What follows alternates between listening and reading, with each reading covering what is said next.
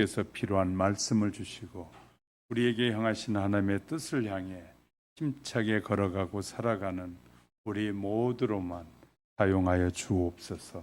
연약한 정도 주의 도구로만 쓰여질 줄을 믿고 예수님의 이름으로 감사 기도드립니다.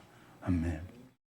한가위를 생각할 때 좋은 열매가 가득한 것처럼 신앙인은 영적인 여정이 늘 주님만 바라보고 달려가는 아름다운 신앙의 삶의 여정이 되시기를 주님의 이름으로 축복합니다. 북유럽 사람들이 행복한 이유를 여러분은 아십니까? 북유럽 문화에는 안테의 법칙이라는 게 있습니다. 동아의 나라로 알려진 덴마크는 유엔이 발표한 인류 행복 지수가 세계 200개국에서 이 손가락 안에 들 정도로 이 놀라운 그런 나라입니다. 그렇다면 그 이유가 무엇일까 여러분 생각해 보셨습니까? 물론 덴마크의 이상적인 복지와 교육 시스템도 그 이유로 들 수 있겠지만 국민 복지의 토대에는 안테의 법칙이라는 것은 절대적인 영향을 주고 있기 때문이다라고 말할 수 있습니다. 안테의 법칙은 덴마크의 저자가 쓴 소설에 나오는 10가지 조의 규칙을 말한다. 그래서 보통 사람이 살아가는 10가지의 규칙이 안테의 법칙입니다. 10가지 규칙은 무엇일까요? 다음과 같습니다. 한번 잘 들어보시고 여러분이 새기시면 좋겠습니다. 첫째, 스스로 특별한 사람이라고 생각하지 말라. 이것이 안테의 법칙의 첫 번째. 내가 스스로 특별한 사람이다. 두 번째, 다른 사람보다 좋은 사람이라고 착각하지 마라. 세 번째, 내가 다른 사람보다 똑똑하다고 생각하지 마라. 네 번째, 내가 다른 사람보다 우월하다고 자만하지도 마라. 다섯 번째, 내가 다른 사람보다 더 많이 알고 있다고 생각하지 마라. 여섯 번째, 내가 다른 사람들보다 더 중요한 위치에 있다고 생각하지 말라. 일곱 번째, 내가 무엇을 하든지 다 잘할 것이라고 장담하지 말라. 여덟 번째, 다른 사람을 비웃지 말라. 아홉 번째, 다른 사람이 나에게 신경 쓰고 있다고 생각하지 말라. 신경도 안 쓰는데 괜히 그냥 다른 사람이 어떻게 나를 생각할까? 이런 고민에 빠진 사람이 많다는 거예요. 열 번째, 다른 사람을 가르치려 들지 말라. 이것이 10가지 안테의 법칙입니다. 여러분이 인터넷에 쳐보시면 집에 가서 안테의 법칙이 뭔가를 쳐보면 아마 나올 것입니다. 자, 이 위에서 10가지는 스스로 나는 특별하다라는 생각하는 것은 이미 그 자체가 남과 비교하고 있다는 것이 전제되어 있다. 내가 특별해, 저 사람보다 특별해, 이런 생각은 벌써 비교 의식 속에 들어있다는 거예요. 그리고 내가 특별하다고 생각하는 것은 결핍되면 불행해질 수 있다는 것을 암시하고 있어요. 내가 특별한 사람이야 라는 생각은 그것이 부족해지면 반드시 문제가 발생하게 된다. 안테의 법칙의 요지는 너는 평균보다 낮은 사람이야 라는 법칙이라고 그래요. 그러니까 우리는 친구들을 만나든지 자존심이 센 사람들일수록 친구를 만나면 잘난 척하고 싶고 저 친구한테 절대 지고 싶지 않아 가지고 없는 것도 가장해서 있는 척하고 말하게 된다는 거예요. 이것은 이 하나님이 기뻐하시는 것이 아니고 이 덴마크의 이 저자가 쓴 안테의 법칙에도 어긋나는 일이다. 그냥 그런 잘난 체 하는 사람 하는 채 놔두고 그냥 못난 체 하는 사람 못난 채 그냥 놔두면 되는데 그들과 비교해 가지고 내가 뭔가 저들에게 소외되는 것 같고 이런 느낌을 자꾸 받는다는 거예요. 다른 사람은 신경도 쓰지 않는데 스스로 이렇게 빠지는 사람들이 많이 있다는 거예요. 굉장히 조심해야 될 일입니다. 행복한 사회를 만들기 위해서는 제도적, 사회적 뒷받침이 선행돼야 합니다. 그렇지만 이러한 조건이 모두 충족했다고 해서 모두가 행복해지는 것은 아니다라는 거예요. 덴마크 국민 행복한 이유는 결코 부유해서가 아니라 평등하다는 거예요. 누구나 다 평등하게 여긴다는 거예요. 그러니까 잘난 사람도 없고 못난 사람도 없고 평등하게 생각한다는 것이, 이런 가치를 바탕으로 상대방을 존중하고 신뢰하는 것이다. 공동체적인 문화가 뿌리내린 것이 열쇠인 것 같아. 공동체 사회가 잘 발전한 나라가 좋은 나라입니다. 우리나라는 공동체 문화가 잘 발전해 있었는데 근래 와서 공동체 문화가 다 무너져 버리고 있어요. 공동체 문화가 무너져 가면서 이제 개인주의 문화로 다 바뀌어가고 있어요. 누군가가 희생하지 않으면, 누군가가 헌신하지 않으면 결코 이 아름다운 공동체는 만들어지는 것이 아닙니다. 하나님이 우리를 위해서 얼마나 많은 희생을 하셨는지, 당신의 아들을 주기까지 희생하셨어요. 그런데 우리는 건강한 몸으로 살다가 죽기를 원해요. 그래가지고 건강한 몸 남겨가지고 가면 하나님이 아무도 기뻐하시지 않을 것 같아.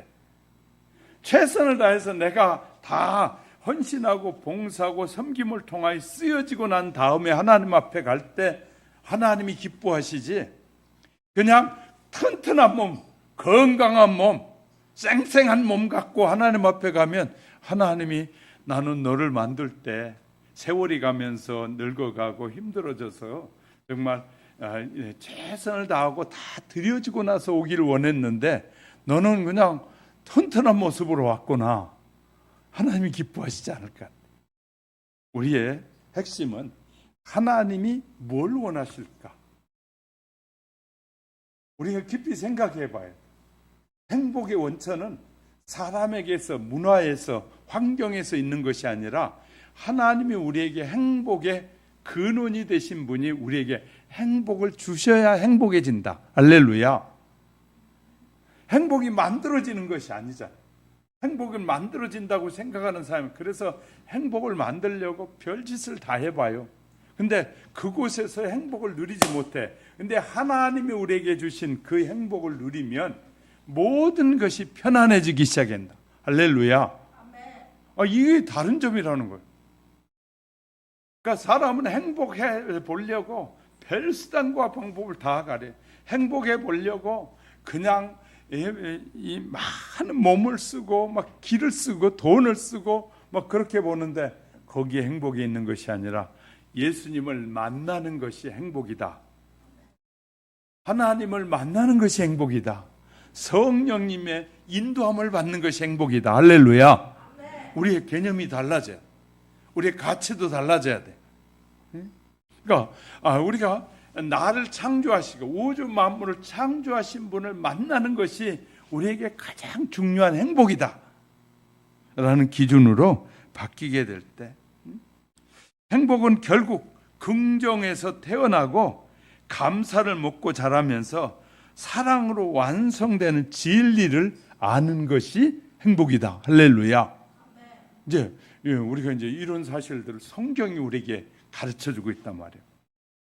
오늘 본문을 묵상하면 우리 마음속에 뜨거운 순교의 피가 돌게 하는 고난과 소망의 대서사시와 같은 말씀이다 라고 할 수 있어요. 이 말씀은 어떤 의미에서 요즘처럼 예수를 믿고 사는 것이 아무런 박해나 어려움이 없는 우리 시대에는 이 말씀이 별로 의미가 없어 보여요. 별로 없어 보여요. 지금 예수 믿는 것 때문에 여러분 고난당하는 일이 별로 없잖아요. 그러니 이 말씀의 의미가 우리에게 와닿지 않을 수 있는데 이것을 깊이 묵상하고 선배들, 신앙의 선배들이 어떻게 살아왔는지를 묵상하게 되면 이 말씀이 우리 가슴속에 확 밀려 들어오게 되는 거예요. 그러니까 아무거나 막 들어오는 것이 아니라 말씀을 어떻게 우리가 묵상하고 그 말씀을 어떻게 이해하느냐에 따라서 우리에게 하나님께서 주신 그 은혜가 우리 마음을 푹 사로잡을 수 있다는 거예요. 세상 사람들이 주는 것은 우리에게 영원한 행복이 아무것도 없어요. 임시적인, 잠깐의. 그래서 돈 많은 사람들은 자꾸 이 따른 짓을 하기 시작해. 다른 짓을. 돈이 많으면요, 행복할 것 같죠? 돈으로 행복해 보려고 별짓을 다 하다가 돈 때문에 망해요. 명예를 가진 사람들도 명예 때문에 망해요. 권력을 가진 사람들은 그 권력에서 뭔가를 행복을 찾으려다가 결국 못 찾고 다 무너져요. 그러니까 우리가 잘 알아야 돼. 진짜 행복은 낮은 데 있다. 하나님께서 우리에게 행복이란 어디에 있느냐면 섬김을 통해서 낮은 데 있다는 거예요. 다른 사람을 소중히 여기고 하나님을 섬기듯 내 이웃을 내 몸과 같이 잘 이웃을 섬길 때 그곳에 뭐가 있다? 행복이 있다. 행복이 있다. 자, 이스라엘 공동체와 한국의 공동체가 이 비슷한 점이 있어요. 이스라엘 공동체는 이 어울려 사는 공동체. 그래 집단이 어울려 살아요. 그러면서 서로 섬겨주고 서로 도와주는 삶을 사는 그런 공동체. 우리 문화도 그전에는 그랬어요. 이 지역마다, 이 시골의 마을마다, 그래서 우리가 어렸을 때 마을에서 서울대학 붙었다고, 고대 붙었다고, 연대 붙었다고 프랭카드가 붙었었어요. 기억해요? 고시 합격했다고 이 마을 입구에 막 프랭카드가 붙은 그런 시대가 있었어요. 그래서 온 동네 사람들이 즐거워하고 기뻐하고 그랬어요. 지금은요, 옆에 집에 누가 사는지도 몰라. 옆에 집에. 여러분의 옆에 집에 누가 사는 것 같아요? 예수를 믿고 살아가는 저와 여러분의 옆에 집에 누가 사는지도 몰라. 왜? 신경도 안 써. 그 집에 대해서 옆에 집에 도와주기도 하고 어려움에 문제가 있으면 이렇게 해결해 줄 수 있는 그런 관계여야 되는데 그런 것이 다 사라져 버렸어요. 너는 너, 나는 나. 이런 시대에 우리가 개인주의의 시대에 지금 우리가 살아가고 있어요. 유튜브에 재미난 얘기가 있어 한번 얘기하면서 말씀을 전해볼게요. 며느리가 시어머니한테 전화하게, 어머니 이번에 못 갈 것 같아요. 왜 못 와? 그러니까 이 며느리가 친정여행에도 저기 안 가고요, 어디 우리 가족이 어디 가기로 했어요 하고 전화를 탁 했어요. 시어머니가 그래? 뭐도 어쩔 수 없지. 그렇지 않아도 이 개발 때문에 이 돈이 나와가지고 70억인가 되는데 이번에 오면 다 나눠주려고 했더니 안 온다고? 그럼 그냥 온 사람들 나눠줘야겠네. 그랬더니 며느리가 전화를 갑자기, 어머님이 깜빡했어요. 아니요. 가야지요. 가야죠. 그러면 어머니 가야죠. 그래가지고 그러냐? 그래, 언제 올라오고? 그러니까 며느리가 다른 거 다 저기 제껴놓고라도 갈 테니까 어머니 준비하지 마세요. 다 준비해가지고 내려갈게요. 온다고? 그러니까 네. 그때 시어머니가 그때 나 깜빡한 거 있는데 다시 얘기할게. 뭔데요? 그랬더니 70억이 아니라 7천이야.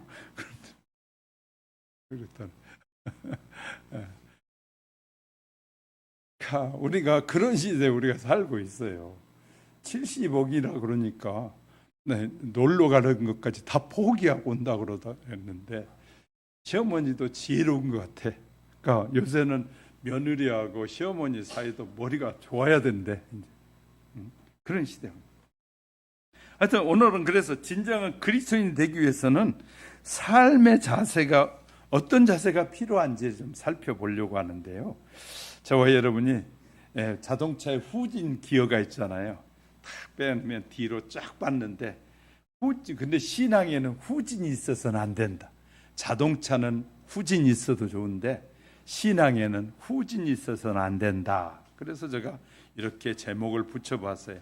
후진은 금하고 영원한 소망을 잡자라고 이렇게 말씀을 드렸습니다. 첫 번째, 참된 성도는 연단의 과정이 필요하다. 우리는 연단 없이 사는 것이 좋다라고 생각하잖아요. 아이들에게도 연단이 정말 필요해요.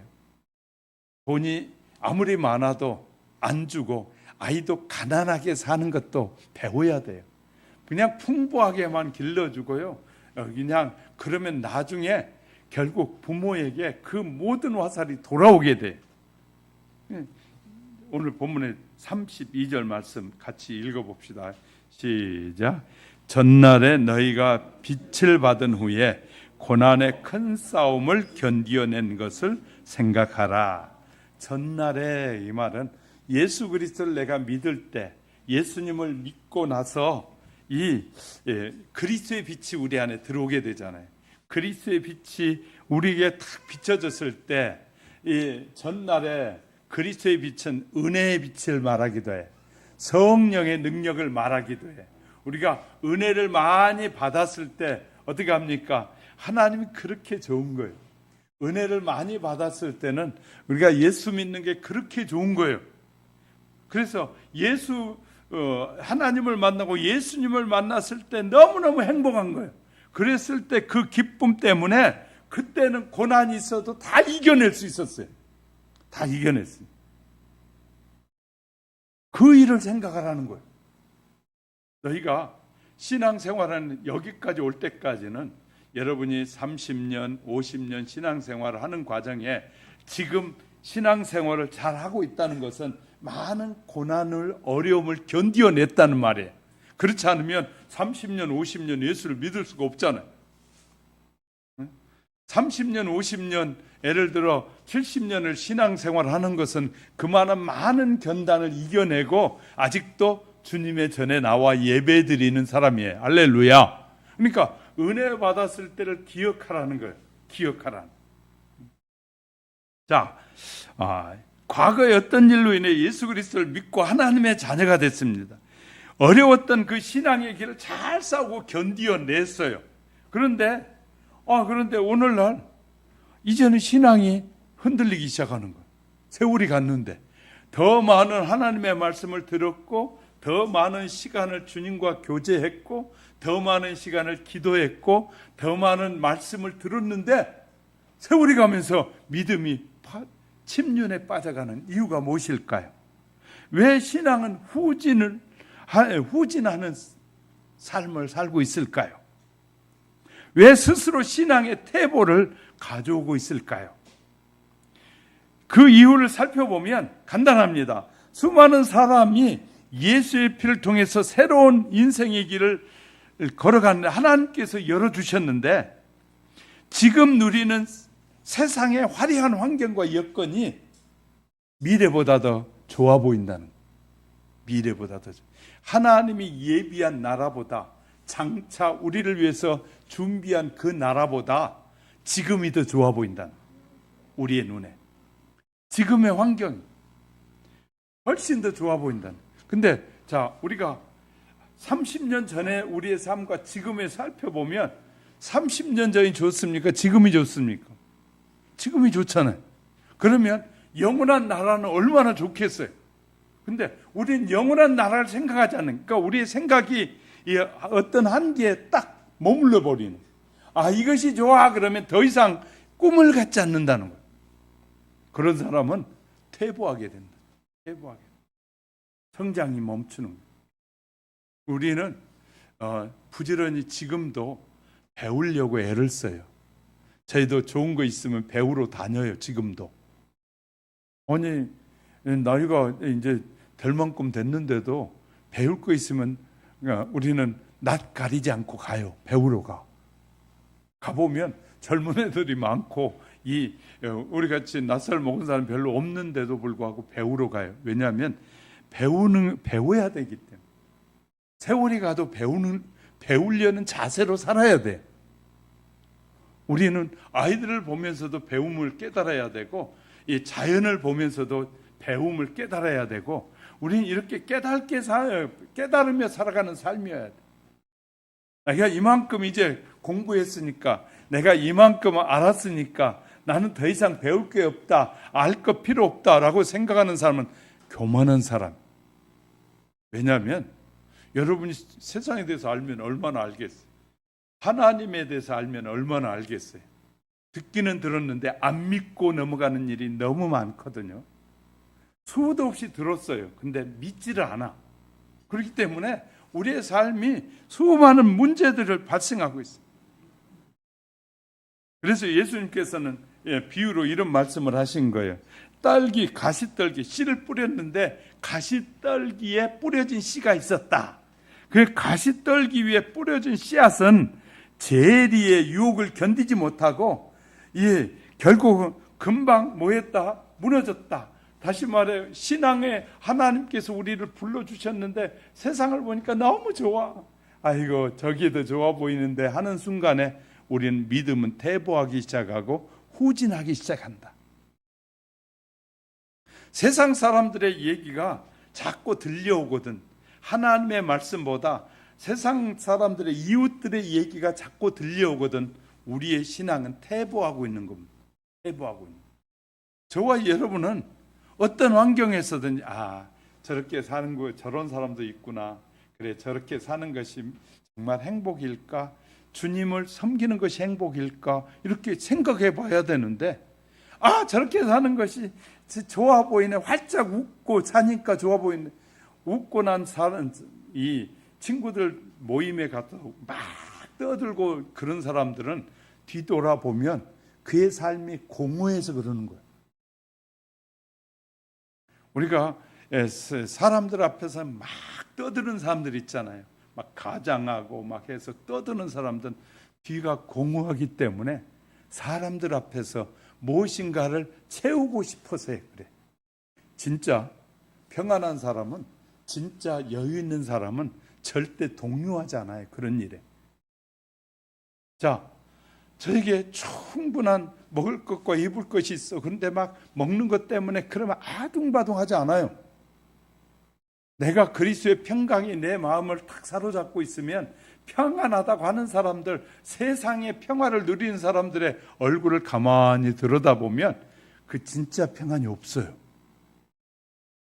근데 우리는 그러니까 이제 우리에게 사람들에게 생겨난 게 뭐냐면 가장하는 일이 생긴 거예요. 가장을 넘어서 이제는 포장까지 하잖아. 그래 데모도 맨 얼굴 가지고는 데모를 못 하는데 이 맨 얼굴로 데모하다가 자기가 드러나니까 이제는 전부 다 뭐 쓰고 데모해. 마스크 쓰고 데모하는 사람이 얼마나 많은지 몰라요. 그러니까 자기를 가리는 거예요. 자기를 드러내는 게 부끄러우니까 자기를 포장하기 시작한. 아까 9시 예배 드리면서 얘기했는데 우리 시대에 AI가 등장하고 있잖아요. AI를 통해서 이제 로봇이 나오게 되는데 로봇은 똑같은 모양으로 많이 나오게 될 것입니다. 로봇 군대를 지금 준비하는 나라들이 있어요. 군대도 똑같은 모습으로 페인트를 칠하고 똑같은 형상의 로봇들이 이제 전쟁을 하는 시대가 다가오고 있어요. 그러니까 우리 사회는 하나님이 우리를 만드실 때 만드신 모습 그대로 우리가 살아야 되는데 얼마나 많은 사람들은 이제 자꾸 사람도 자기가 원하는 쪽으로 만들고 싶어요. 그래 옛날에는 아이가 태어나면 바로 재워가지고 뒤가 펑펑했어요. 근데 그것이 별로 뒤통수가 넓적하다고 안 예쁘다고 전부 다 요새 키운 아이들은 옆으로 재우잖아. 양쪽으로. 그래가지고 이제 앞뒤로 길쭉해졌어요. 그리고 얼굴이 적어졌어요. 그건 사람들이 만들고 있어요. 사람들이 그렇게 만들어서 그것에 행복이 있는 것처럼 여기고 있어요. 근데 하나님은 그렇지 않다는 거예요. 또 본문 33절 4절에 혹은 비방과 환난으로서 사람에게 구경거리가 되고, 너무 비방해서 자기가 또 환난을 받고 막 구경거리가 된 사람들이 있는데, 그런 사람들과 사귀게 되면 어떻게 될까? 자, 이 남에게 거짓말을 많이 하는 사람과 잘 사귀면 나도 모르는 사이에 거짓말을 배우게 돼. 그러면 나도 어느 사이인가 거짓말하는 사람이 돼. 진실한 사람을 자꾸 만나 사귀게 되면 거짓말하던 사람이 거짓말이 줄어들고 신실해지기 시작해요. 여러분은 저 사람 거짓말 하는데 라고 말은 하면서도 그 거짓말을 배우고 싶어하는 거예요. 그를 가까이 한다는 것은 배우고 싶다는 말이에요. 그래서 이제 가까이 하다 보면 그 다음엔 뭐 하게 되면 닮아가게 돼요. 그 사람이 하는 거 나도 하고 싶어. 이게 자존감이 없기 때문에. 나라는 하나님이 나를 만드셨다는 그 자존감이 없으면 저 사람이 하는 것이 좋아 보여요. 그러니까 좋아하다가 나중에는 따라가게 되고 닮아가게 되는 거예요. 저와 여러분이 예수 그리스도가 좋으면 자꾸 예수님을 닮아가야 돼요. 예수님이 원하신 뜻을 따라 살다 보면 사람들이 보면서 저 예수를 닮았네? 그렇게 되는 거예요. 그러니까 우리가 쉬워요. 예수를 믿는다는 게 어려운 것이 아니고 쉬워요. 예수님의 말씀대로 자꾸 살면 예수를 닮은 사람이 돼. 그런데 예수를 닮을 길보다는 그건 과거 일 같아요. 앞으로 미래 일이. 그리고 예수님을 믿는 건 미래 일 같으니까 이 축복도 미래의 축복 같아. 그러니까 오늘의 축복은 내가 누리는 것이라는 착각을 하는데, 성경은 이렇게 말해. 오늘 내가 하나님의 뜻대로 살지 아니하면 반드시 심판에 이르리라. 오늘 지금이 중요하다는 거예요. 하나님, 내가 어떻게 지금 살고 있느냐? 내가 하나님 앞에 어떤 고백을 하고 살고 있느냐? 내가 어떻게 하나님의 뜻을 따라 살고 있느냐가 중요하다는 거예요. 비방이 이 구경거리가 되고, 혹은 이런 형편에 있는 자들과 사귀는 자가 되었으니, 자꾸 세상을 좋아하는 사람이 되었으니, 그 말이에요. 너희가 갇힌 자를 동정하고 너희 소유를 빼앗기는 것도 기쁘게 당한 것은 더 낫고 영원한 소유가 있는 줄 알. 근데 우리는 갇힌 자를 동정하고 어려운 사람을 돕고 하는 것은 영원한 이 소유, 영원한 것을 좋아하기 때문에 그렇다. 그러니까 진짜 예수 잘 믿고 좋게 섬기는 사람은요, 남을 나보다 더 소중하게 여기고 잘 섬겨주는 사람이다. 이해가 되셨어요? 그러니까 우리는 우리 자신이 잘 봐야 돼. 자, 그렇게 지금 말씀하고 있어요. 자, 어떤 고난과 비방 앞에서도 인내할 수 있어야 된다. 우리는요, 이 얼마나 상대방이 우리에게 말할 때 그 상대방을 잘 그 말을 견뎌낼 수 있느냐, 이것이 인내의 기준이 될 것이. 성도가 세상에 살 때 고난과 핍박을 당하기도 해요. 죄악이 가득한 세상에 사는 성도 안에 연단의 과정이 없으면 좋은 신자가 될 수가 없어요. 그러니까 우리가 많은 연단을 만나는 것은, 어려움을 만나는 것은 하나님이 우리의 믿음을 단련하여 더 하나님의 사람으로 세워가려고 만드는 거예요. 그러니까 시험을 잘 치르고 나면 그 다음 단계로 올라가잖아요. 유치원의 시험은 유치원 수준의 시험을 쳐요. 초등학교 학생은 시험이, 우리가 볼 때 시험이 아주 순수한 시험을 쳐요. 그런데 시험이 올라가면 올라갈수록 달라져요, 시험이. 그럼 성숙도가 달라지는 거예요. 그러니까 사람들이 성장하고자 하는 이렇게 많이 배우고 하고 싶어하는 목적이 뭐냐면, 많은 것을 가지고 내 마음대로 내가 하고 싶은 대로 살기를 원해서 그래. 근데 옛날에 부모들이 얼마나 많이 사기를 당했는지 아십니까? 옛날에 부모님들이 집 팔고 소 팔고 해가지고 아예 자식들 이 서울에다가 이 유학을 보내놨더니 그 자식들은 부모를 섬기는 놈이 없고 자기밖에 모르는 놈을 키워. 얼마나 많은 시골에서 시골에서 놈 팔고 그냥 뼈 빠지게 일해가지고 자식을 길러놨던 이놈이 이기적인 놈으로 길러놓으니까, 이기적인 딸로 길러놓으니까 아들, 딸이 부모는 그때부터 무시하기 시작하는. 우리 이런 심각한 시대에 살고 있어요. 그러니까 반드시, 나도 마찬가지, 우리도 마찬가지지만 자녀들 교육할 때도 반드시 연단에 훈련을 시키는 것이 좋은 부모다. 필요하다고 모든 걸 다 사주고 원하는 거 다 해주는 것이 좋은 부모가 아니라, 아이에게 절제 능력을 갖고 말도 절제할 줄 알아야 되고 행동도 절제할 줄 알아야 되고 자기의 감정도 잘 절제하게끔 교육하는 부모가 좋은 부모고 좋은 성도가 되는 거예요. 하나님의 말씀이 우리 안에 있어서 우리 그 말씀이 나를 잘 절제되게 해주어야 좋은 신자가 되는 거예요. 이 추석이 되면 가족들이 만나면 가족들 사이에 얼마나 지금 불화가 많이 일어나고 있는지 몰라요. 옛날에는 적었던 불만들이, 여자들이 얼마나 지금은 많이 일어나고 있는지 아시죠?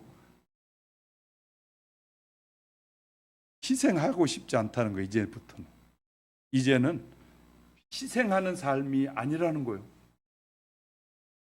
그러면 이 시대가 다음 세대쯤 가면 어떻게 될까요? 내가 희생 안 했어요. 내 자식도 희생 안 해요. 그 다음에 그 손주도 희생 안 해요. 그럼 그때는 어떻게 될까요?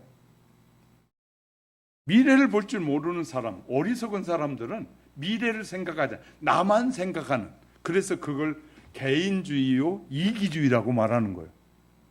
나만 생각하는, 이웃을 생각하지 않는 거예요. 이웃과 좋은 사귐을 가져야 돼. 맛있는 거 있으면 옆에 집에 나눠줄 수도 있어야 되고, 먼저 내가 베푸는 삶을 살아야 돼. 자꾸 그래야 그 사람과 관계가 맺어지는 거예요. 문만 꼭 닫고 있다고 좋은 것이 아니라 찾아가고 그들에게 내가 하나님의 사람이고 예수의 사람인 걸 보여줘야 되는데, 명절에 형제가 모이고 이 가족들이 모이면 싸움이 일어나는 경우가 많아요. 왜?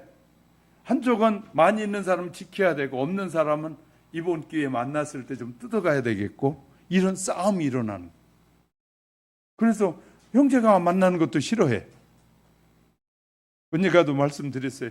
부자가 가장 두려워하는 이웃이 있다는 거예요. 누구라고요? 형제가 오는 것.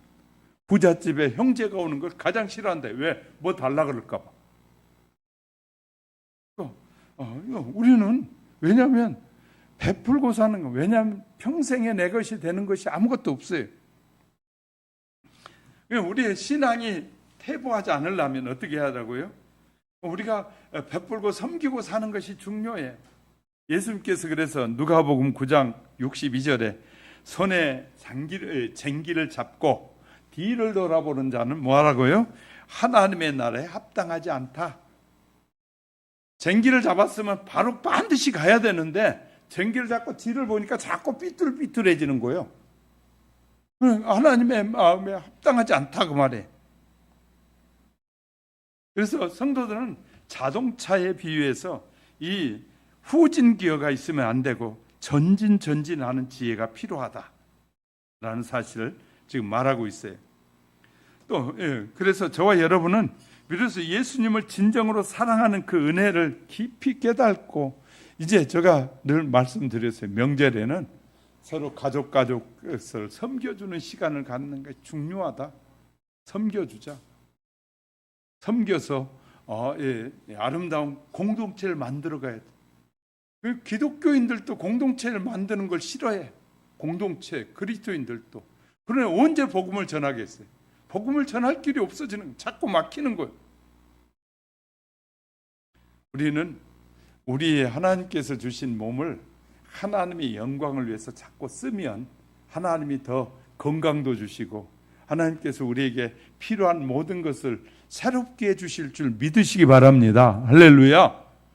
하나님, 나는 그런 하나님으로 믿는 거예요. 저와 여러분도 그런 하나님 믿으시기 바랍니다.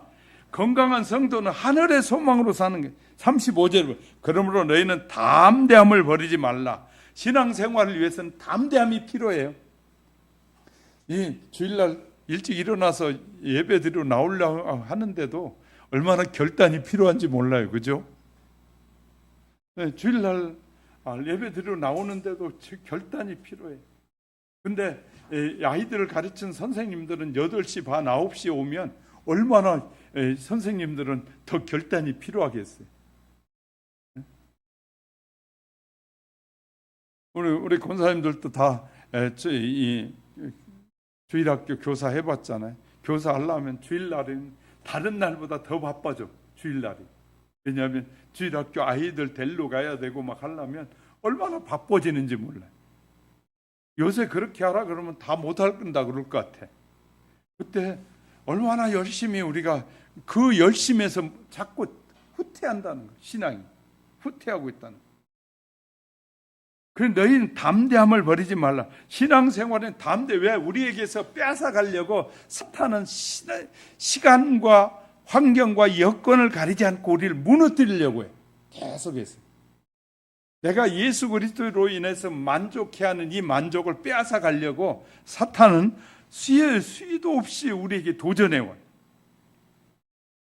예수 그리스도를 처음 믿고 고백했던 초대교회 성도들은 어떻게 살았는지 아십니까? 그러니까 그들은요, 로마 시대 때 그들은 예수 믿는다는 것 때문에 큰 투구장에 막 며칠씩 굶긴 사자들을 풀어가지고 예수 그리스도인들을 막 물어 뜯어 먹게 만들었어요. 얼마나 많은 핍박과 있었는지. 중세 시대에 올바른 신앙으로 살려고 했던 사람들이 화형 불로 태웠어요.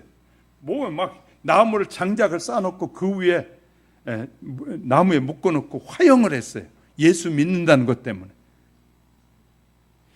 그 시대에 비하면 우리의 신앙은 너무너무 편안한 신앙생활하는 거예요. 초대교회 모습과 오늘날의 교회 성도들의 모습을 비교해 보면 정말 우리가 초대교회 성도들에게서 너무너무 귀한 것들을 발견한 교훈을 얻게 될 것입니다. 그래서 오늘날 교회는 이 많은 성도들이 교회에 나와서 남편의 사업이 잘 되게 해주세요. 아들의 좋은 대학에 가게 도와주세요. 딸로 좋은 사람 만나게 해주세요. 육체가 더 건강하게 해주세요. 등 많은 기도를 해요. 이 기도가 나쁘다는 것이 아닙니다. 이 땅의 것은 구하면서 영원한 하나님의 나라의 것은 기도하지 않는다는 거예요. 하나님의 나라. 땅의 것은 구하는데 땅에서 편안하게 먹고 살고 잘 살고 그냥 내 하고 싶은 대로 다 살고는 싶은데 영원한 나라에 그 소망이 없어져 버렸다. 이것이 오늘날의 신자들의 삶의 모습이라는 거예요. 심각한 문제가 일어나는 겁니다. 근데 사도 요한을 통해서 이렇게 말씀하셔요. 요한일서 2장 15절에 보면 이렇게 기록되어 있어요. 누구든지 이 세상을 사랑하면 아버지의 사랑이 그 속에 있지 아니하니라. 이 세상을 좋아하고 이 세상을 자꾸 따라가면 아버지의 사랑이 그 안에 있지 않다. 놀라운 일 아니겠어요? 그 말은 하나님이 버리신다는 말이에요. 아버지의 사랑이 그 안에 있지 않다. 우리의 인생은 짧다고 말씀드렸잖아요. 2025년 시작한 것이 엊그제 같은데 벌써 10달째 지금 접어들었잖아요. 10년이 금방금방 가요. 얼마나 세월이 빨리 지나가는지 몰라. 우리 하은이가 엊그제 의앙양하고 있던 것 같은데 지금 초등학교 갔으니까 이렇게 빨리 세월이 간단 말이에요. 그런데 그 말은 이제 저 같은 경우 이제 살아온 날보다 하나님 앞에 가는 날이 짧다 그 말이에요. 그 말은 영원한 소망에 대한 희망을 갖고 살아야 되지 않냐. 살아온 날보다 앞으로 살 날은 얼마 안 남았어요. 우리는 그런 소망을 가지고 기도하고 살아야 되는데, 이 소망은 영원한 소망은 지금부터 영원토록 누릴 그 축복인 거예요. 그래서요, 담대함을 버리지 말라. 그러니까 신앙생활을 위해서 다른 것들, 우리를 신앙을 무너뜨리려고 하는 것들을 다 거절하고 바르게 딱 신앙생활 하려고 했던 이것들을 버리지 말라. 절대로 포기하지 말라 그 말이에요. 예배가 얼마나 중요하냐면, 이 예배는 하나님이 받으시는 예배예요. 이 예배는 하나님께서 대리자를 세워서 하나님의 마음을 드러내는 시간이잖아요. 여러분, 대통령 연두 기자회견이라든지 청와대 보좌관이 나와서 대통령의 말을 대신 전하면 막 각 언론사가 그 내용을 막 바르게 딱 해석해 가지고 국민들에게 딱 알려주잖아요. 대통령 비서실장이 오늘 대통령 각각께서 이러한 내용들을 말씀하셨습니다. 그러면 그때부터는 언론이 받아가지고 막 언론 기자들이 막 이리 찍고 받고 해가지고 좋은 쪽으로 그분이 말하는 좋은 쪽으로 딱 해석해가지고 딱 방송해 주잖아요. 대통령 말도 그런데, 근데 말이 대통령이나 세상의 지도자 말은 왔다 갔다 해. 그래서 가끔 이 여의도 이 국회의 방송을 보면요, 이런 말을 해. 5년 전에 당신이 이렇게 요 문제에 대해서 이렇게 말하더니 오늘은 완전 반대로 말하네요. 대답해 보세요. 막 이렇게 따지는 사람도 있어요. 옛날에는 말했는데 다 지워서 없어졌는데, 지금은 카메라로 24시간 다 찍어 놓거든요. 그러니까 10년 전에 말했던 것도 자기가 뒤집는 일들이 너무너무 많은 거예요. 이쪽에 가서는 이 말하고 저쪽에 가서는 저 말하고 그러고 다녀요, 사람들이. 그러니까 이제 비난의 대상이 되는 거예요. 근데 하나님은 비난의 대상이 될 수 없는 게, 7천 전에 인간을 만드시면서 약속한 약속이 온 인류가 끝날 때 똑같은 자세로 똑같은 법으로 심판하신다는 거예요. 하나님은 변함이 없어요. 그러나 세상의 모든 사람들은 변해. 저는 소망하기를, 예수님을 닮아가는 사람으로 저는 이 변하기를 간절히 소망합니다. 저는 어떻게든지 세월이 가면 갈수록 더 주님을 닮아가야 될 텐데 하는 그런 마음으로 쓴. 자, 그러면서 35절 그 다음에 담대함을 버리면 이것이 큰 상을 얻느니라. 자, 우리가 그 신앙 때문에 결단하고 버리지 않았더니 그것이 우리에게 상급이 된다는 거예요. 하나님 앞에 설 때 상이 된다는 거예요. 오늘 예배 때문에 다른 걸 포기하고 왔어요. 그냥 내게 유익이 될 일인데 그 예배 때문에 포기해 왔어요. 그거 잘했다는 거예요. 그것이 너에게 상급이 된다라고 말씀하십니다. 할렐루야. 그러니까 신앙 때문에, 하나님 때문에 하나님의 영광을 드러내고 예배를 위해서 포기하고 왔더니 너에게 그것이 상급이 될 것이다 라고 약속하고 계셔요.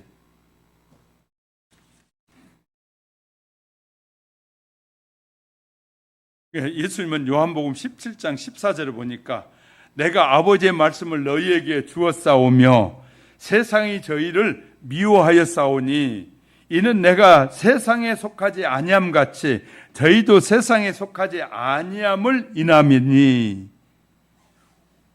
하나님의 말씀이 우리에게 주어지니까 세상 사람들이 싫어한다는 거예요. 그러니까 우리가 하나님의 말씀대로 사느냐 살지 않느냐를 어떻게 알 수 있느냐면 세상 사람 싫어하는지 안 하는지를 통해 아는 거예요.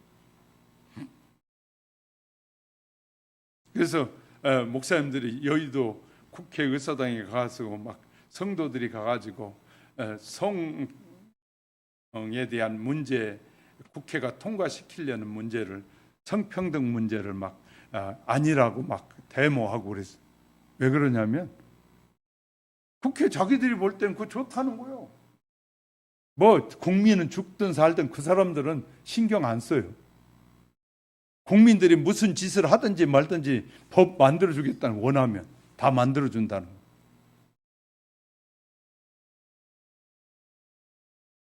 그러면서 바울은 고린도 성도들에게 이렇게 권면합니다. 고린도전서 1장 18절에 십자가의 도가, 십자가의 길이, 십자가를 통해서 우리에게 보여주신 하나님의 말씀이 멸망받을 자들에게는 미련한 것이다.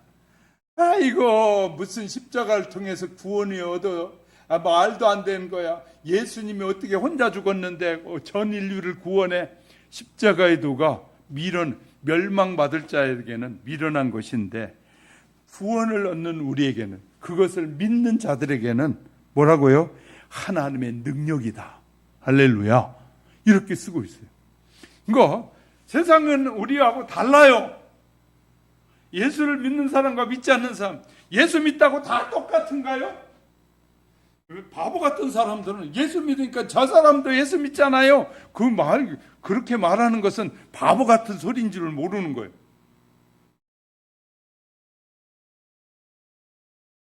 목사가 빨갱이 짓도 하고, 여러분 잘 알잖아요. 미국 영주권을 가진 목사가 한국에 와서 한국을 뒤집어 놨잖아요. 그분요, 강동에 있는 모 교회 옛날에 전도사로 있었고, 목사 초임 목사 때 부인을 두르게 패가지고 막 형제들이 와가지고 그 목사를 두들겨 패가지고 도망가고 난리 났던 사람이에요. 그래가지고 한국에 더 있으면 심각한까지 미국으로 도망간 사람이에요. 그것이 20년이 지난 어느 날 신앙이 아니라 북한 사회주의로 물들어가지고 오는 거예요. 그래가지고 한국교회 심각한 문제를 말하기 시작하는 거예요. 여러분, 모든 사람은 원인이 있어요. 어떤 일에 대한 원인이 있어요. 그 사람이 그 원인을 파고 들어가 보면 왜 그러는지가 나오는 거예요. 여러분, 무슨 일이든지 원인이 있잖아요. 그죠? 그러니까 갈등에도 원인이 있어요. 갈등에도 모든 원인이 있어요. 그러니까 우리가 그래서 이제 결혼하는 사람들에게 이제 목사가 늘 이렇게 말해. 신중하게 판단해야 돼. 기도하고 판단해. 하나님께 지혜를 구해야 돼. 자꾸 그런 얘기를 왜 하느냐면, 그를 보는 눈이 달라잖아요. 그냥 일반 사람들이 보는 눈을 가지고 보면 그 결혼은 실패할 수 있다는 거예요. 그러니까 우리는, 하나님의 사람들은 일반 사람들이 보는 눈으로 보면 안 된다는 거예요. 그래서 하나님 앞에 기도를 하고 지혜를 구하라는 거예요. 그러니까 우리가 그렇지 않으면 쉽게 넘어질 수 있기 때문이다. 그래서 우리가 정신 바짝 차려야 되는 거예요.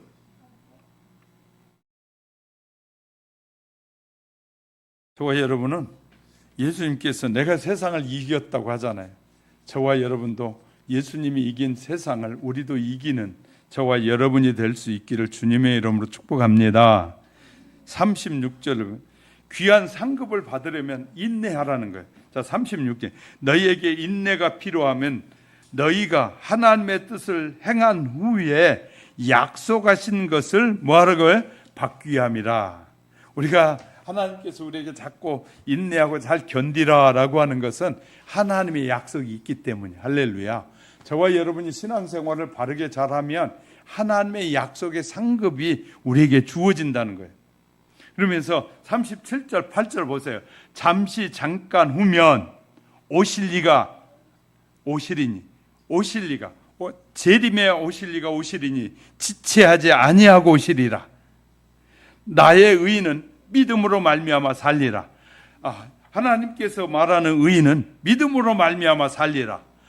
또한 뒤로 물러가면 내 마음이 그를 기뻐하지 아니하리라. 신앙에서 물러가고 신앙을 바르게 가야 되는데 뒤로 자꾸 꽁무니 빼는 것은 하나님이 기뻐하지 않겠다는 거예요. 그런 신앙을 기뻐하지 않는다는 거예요. 우리는 정신 바짝 차려야 된다는 거예요. 말세로 살아가는 성도들은 39절의 말씀대로, 39절 보세요. 우린 뒤로 물러가 멸망할 자가 아니요 오직 영혼을 구원함에 이르는 믿음을 가진 자니라. 그래서 아까 말씀드렸어요. 그냥 핍박이 없고 어려움이 없고 쉽게 사는 사람들은 이 말씀이 별로 안 믿어지고, 아이고 뭐 그런 일도 없는데 뭘 그런 거. 근데 고난과 시련이 많이 있어 본, 저와 같이 영적 전쟁을 많이 해본 사람들은요, 고난을 많이 겪어본 사람들은 이 말씀이 마음에 확 와닿는 거예요. 와닿는 거예요. 왜? 고난을 겪었기 때문에. 그래서 자, 저를 보세요. 부자는 가난해지면 그때부터는 살기가 어려워져. 돈 많은 사람이 돈을 다 한 번에 탕진하게 되잖아요. 잊어버리고 나잖아요. 그럼 대부분 자살하거나 우울증이 오고 질병이 심각해져. 근데 가난한 사람은 가난하게 삶을 살아왔던 사람이 부자가 돼도 없어져도 그냥 잘 살 수 있어. 왜? 가난하게 살 때를 기억하며 살면 되니까. 이해가 되세요? 그러니까 쉬운 거예요. 그러니까 우리는 가난할 때도 살아보고 부할 때도 살아보면서 뭘 배우냐면, 별것 아니다. 인생이 별것 아닌데 어떻게 사느냐가 중요하다는 걸 알게 되는 거예요. 근데 하나님은 우리에게 너희가 믿음을 끝까지 지키고 하나님이 기뻐하는 삶을 살면 내가 예비한 상급을 너희에게 주리라 약속하고 있다. 그러니까 우리가 잠깐 우리에게 기쁨은요, 오래가지 않습니다. 여러분 이제 술 먹는 사람 있는지 모르겠지만 제가 옛날에 술 조금 먹어봤어요. 먹어봤는데 막 취한 다음에 깨고 나면 막 머리가 그렇게 아파요. 머리가 술 깰 때 머리가 아파. 그러니까 잠깐은 그 술에 마취돼 가지고, 알코올에 마취돼 가지고 잊어버렸는데 깨고 나서는 두통이 아픈 것이 오래가. 손해도 많아. 갑자기 술값이 막 엄청 나오게 되면 그거 엄청난 손해더라고요. 근데 하나님께서 은혜 주시니까 이 모든 것을 이기게 하신 것처럼 저와 여러분이 세상의 유혹에서 벗어나서 여러분의 가정에서 잘 섬김이 축복이다. 축복이라는 사실을 다시 한번 기억하면서 이번 명절이 여러분의 가정에서 많은 사람들에게 또 하나님이 기뻐하는 일을 실천해 보이는 지혜를 발휘하는 우리 하영교회 성도 여러분이 되시기를 주님의 이름으로 축복합니다. 기도하겠습니다.